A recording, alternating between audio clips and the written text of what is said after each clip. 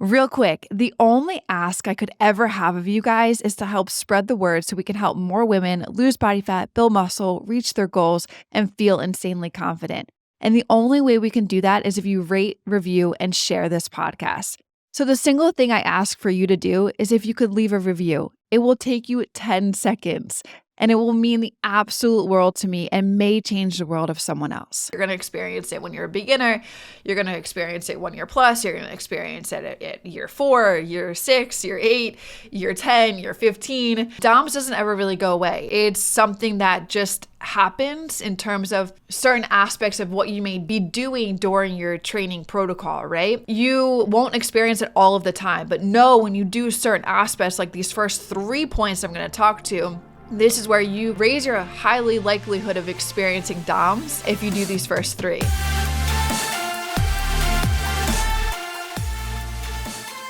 Yo, yo, yo, what is going on, you guys? Welcome back to the Macro Hour with Nikki Stott, co-founder of WarriorBabe. And on this podcast, we talk about mindset, methodologies, and tactics that will help you lose body fat, build muscle, be strong, and feel insanely confident. I am your host, Nikki Stott, and welcome to today's episode 147, where once again, this is coming from when I dropped the questions box on my Instagram story, which I need to do that way more often because so many questions came from that box that I have taken and have elaborated via answers through podcast episodes here. And it's been such a help because sometimes, like I shared with you guys on a previous podcast, and my mind just kind of goes blank on concepts to share with you guys. So here we are answering another question that came from that questions box, and it's specifically around DOMS, which is delayed onset muscle soreness. And I'm going to talk a little bit about what that is, but what I'm going to really dive into talking about is why you may get DOMS even after lifting for a period of time. Specifically, the question was like why I get it even after lifting for a year plus. But I mean, even to this day, like 10 years into my journey, I still experience DOMS. So there's reasons why. I'm going to specifically talk to 5. But first, I just have to share with you guys, man, do you guys ever, this is totally off topic, but I feel so freaking good coming into this podcast and recording it because I just spent the last 2.5 hours cleaning my entire space and getting it back to control and like watering all of my plants, which now is like literally an hour-long process because I think I have upwards of like 15 plants and this isn't even a plug, but I should get a plug for it. But they're called Easy Plant. And all you have to do is fill up the canister. Like it has like an area for water on the side, and it waters itself over like a month and a half is what I just realized. Like it was like a month and a half till I had to refill these suckers up. And I got them about a month and a half ago. Anyway, so they water themselves because the thing was me, I was like, I'm getting plants and I'm killing all of my plants. I have 3 left of probably when I moved in here was like I had 5 or some a little bit more than that. And I killed them all. And I'm like, I really want plants because they're super freaking cool and they help with the air and like all this stuff and they make things look pretty. But I couldn't keep them alive to save my life. So I checked, I was getting ads for Easy Plant. And oh my God, it's freaking amazing. So yeah, if you guys love plants, but you also were in the same boat as me keeping them alive, go check out Easy Plant because you only have to fill up and water them once a month, if not like every 6 weeks. Anyway, I spent my whole place is clean.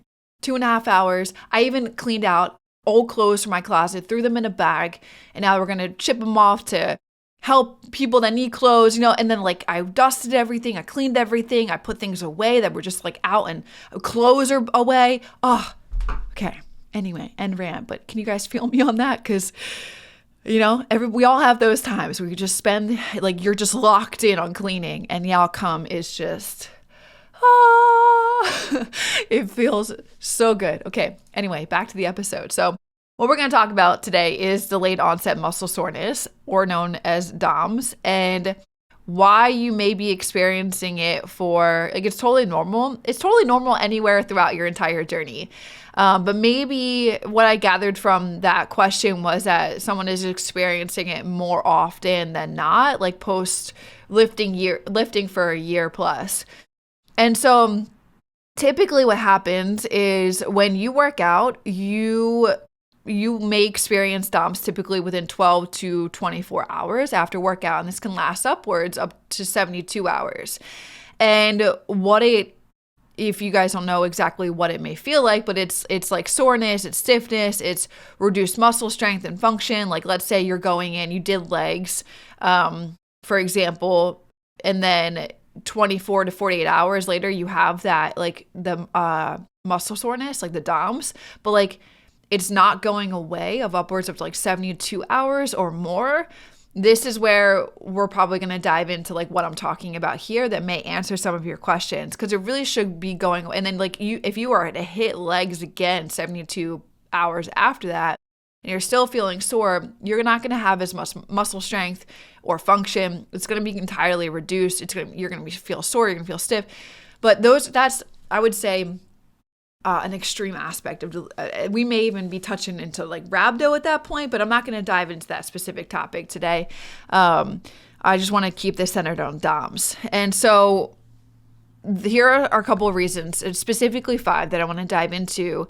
And really the last 2 are the ones that you would want to pay attention to. So just make sure you guys still stay with me here all the way through all 5 of them. All 5 of them are really important to know and will add to your like arsenal, your toolbox of lifting on like knowledge and you know, concepts and things like that. So there's several reasons why you would still be experiencing DOMS even after lifting for more than 1 year. I mean, like I said at the beginning, like I still experience this upwards of 9 to 10 years into my journey. So there's nothing wrong with it. There's just like, it's almost like knowing there's something wrong with it once you get past like the 72 hours. I said I'm not going to bring that here to this podcast. It's good to just understand why this is happening and to know it's not alarming until maybe if you're still feeling the soreness after like 72 hours. And it's like, just for insight, it's like it's really, for legs, it's really hard to like walk around. Like you're waddling around, you're like looking like a penguin walking. It's like sore to touch. The muscles are consistently contracted. That's something that you would want to worry about. But DOMS, this is just to shed light on exactly what it is and why you may be experiencing it, especially you will experience it throughout many years of your journey. 1 year plus, regardless, you're going to experience it when you're a beginner. You're going to experience it 1 year plus. You're going to experience it at year 4, year 6, year 8, year 10, year 15. DOMS doesn't ever really go away. It's something that just happens in terms of certain aspects of what you may be doing during your training protocol, right? You may not experience it all the time, by the way. I should probably pin that in there. Like it's not that you're going to work out and then like I worked out yesterday and I really I'm feeling sore, but like it's a good sore, right? You won't experience it all of the time, but know when you do certain aspects, like these first 3 points I'm going to talk to, this is where you will raise your highly likelihood of experiencing DOMS if you do these first 3. And then like throughout your like training protocol, you like during a block that you're in or programming that you're in, you may notice that by getting towards like the last couple of weeks of that, or last 2 weeks or last week, you're not really experiencing that much DOMS.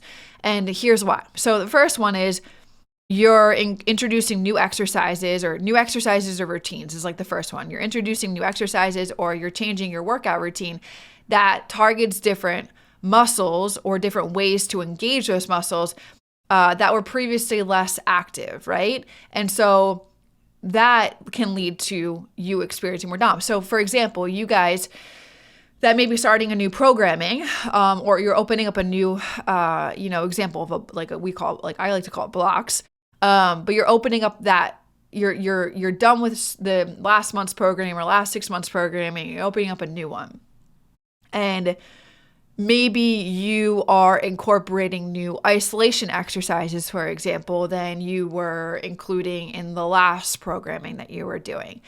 And just by bringing in different ways to target the muscles or different ways to engage the muscles that maybe were previously not as active in the last one, you're bringing it into this new programming and you're making them more active, you're going to experience some type of soreness because your muscles are like, hey, I haven't been paid attention to in like the last 6 weeks. Now I'm here again and I'm starting to get attention to in X, Y, and Z. So that's just like a high level explanation of how you experiencing a little bit of soreness, right? Or let's say that you change your workout routine to go from a split body to a full body, or from a full body to a push-pull.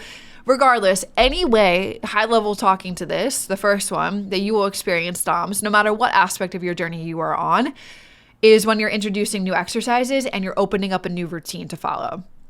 Because you can't target every single muscle in your body in one routine. Some muscles will not get much attention than others. And then when you open a new training protocol, maybe you're going to put the others to rest and you're going to bring new attention to the muscles that you weren't making as active in the last programming. Get what I'm saying? I'm trying to say it in a couple of different ways so that it lands for you listeners.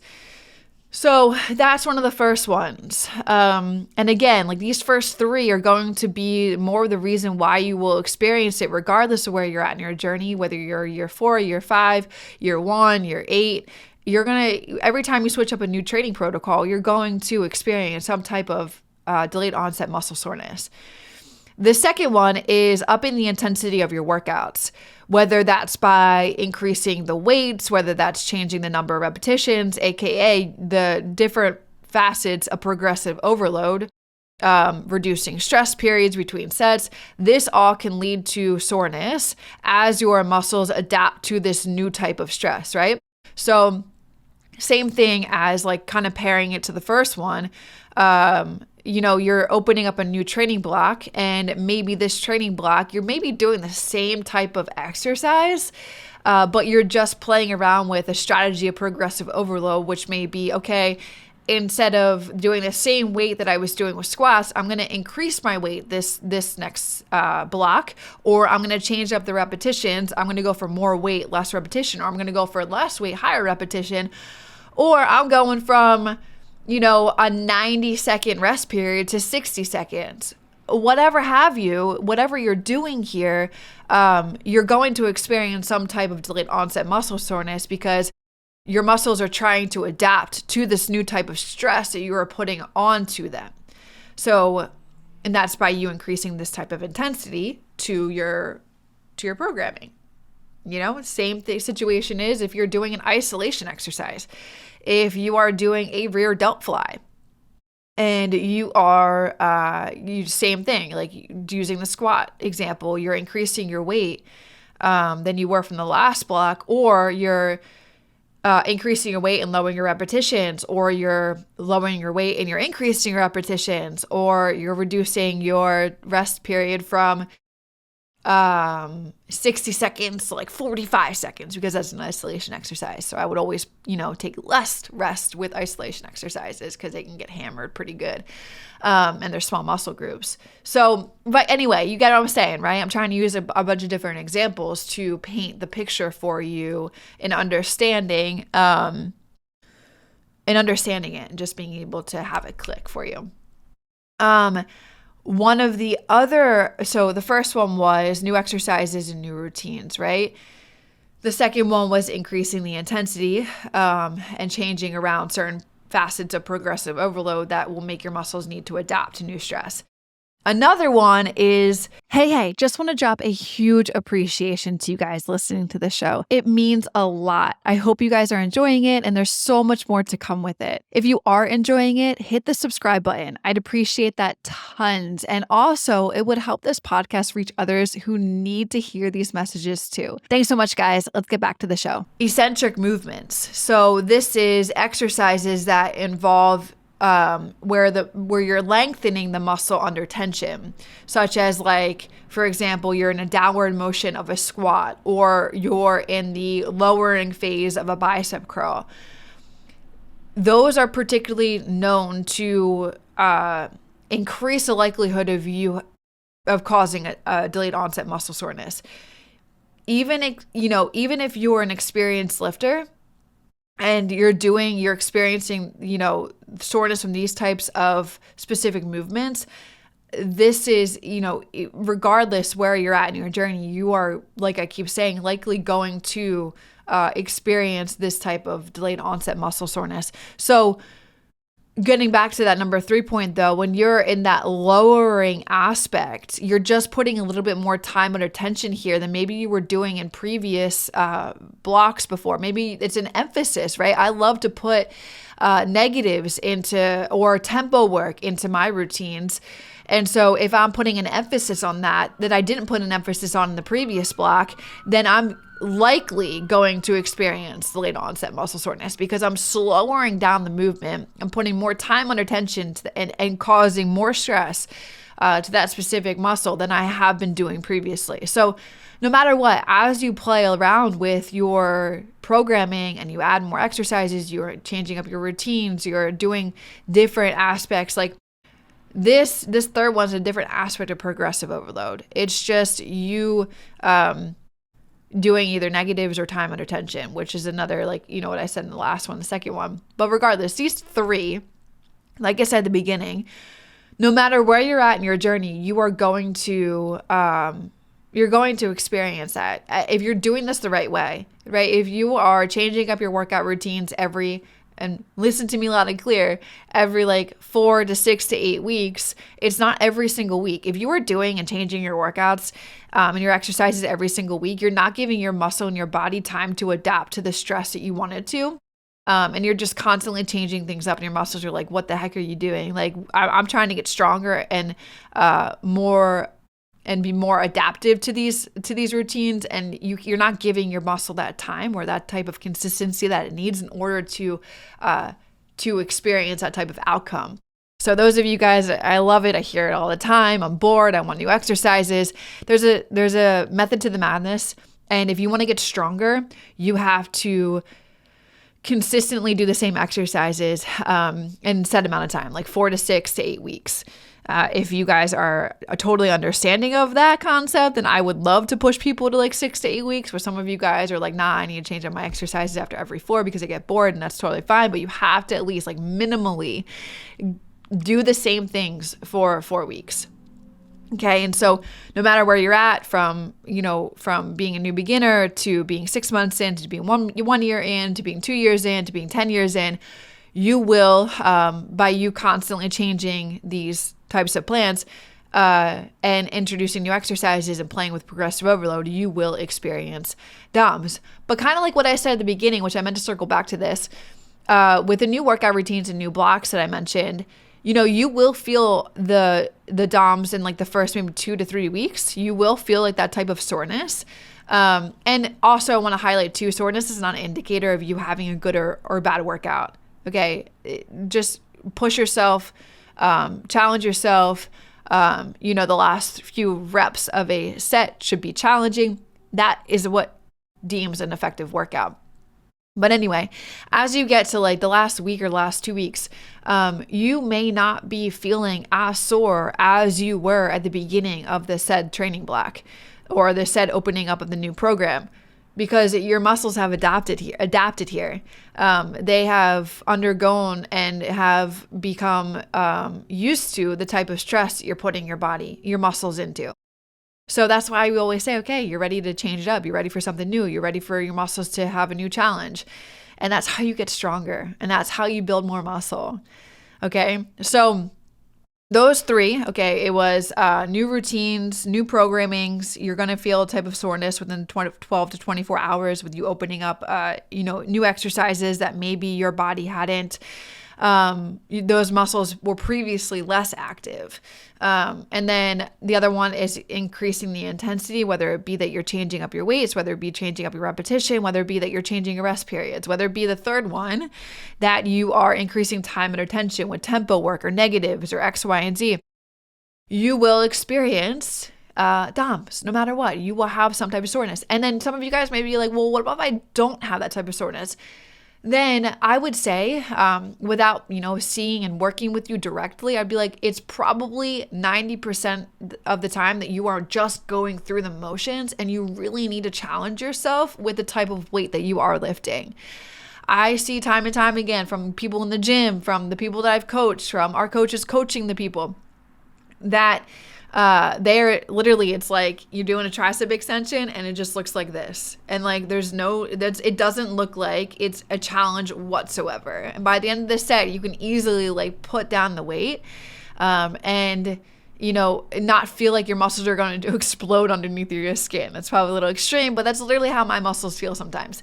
And that's how I know that I've literally pushed myself as much as I possibly could during that set. So if there's anything that you also take away from this podcast, I would say challenge yourself a little bit more, okay?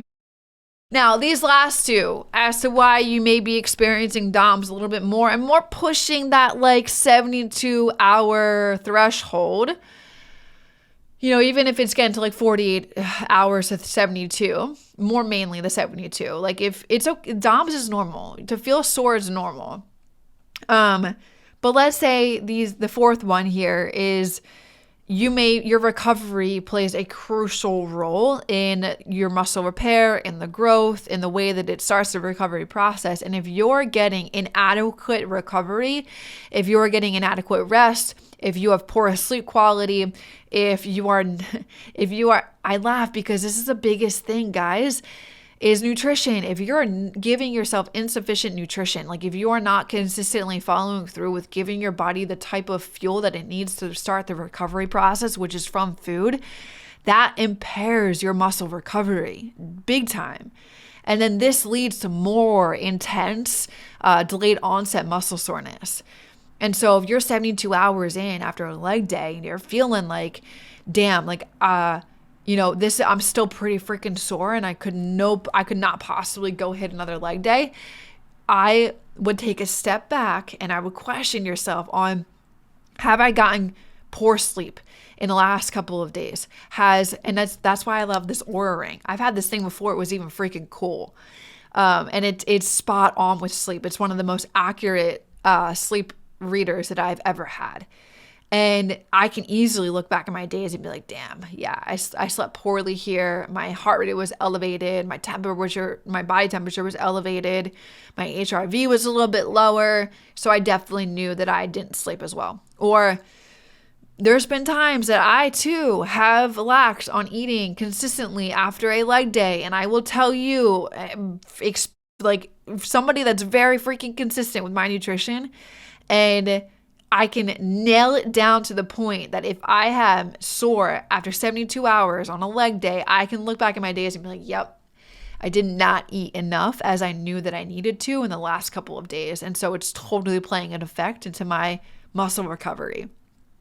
And hydration, water is so important for the whole recovery process to be happening. So, and then resting, somebody that kind of leads into number 5, which is muscle fatigue. If you're accumulating fatigue from consistent training without having adequate recovery, that can lead to an increased likelihood of you getting delayed onset muscle soreness, and your muscles become more and more and more vulnerable to micro damage in these situations.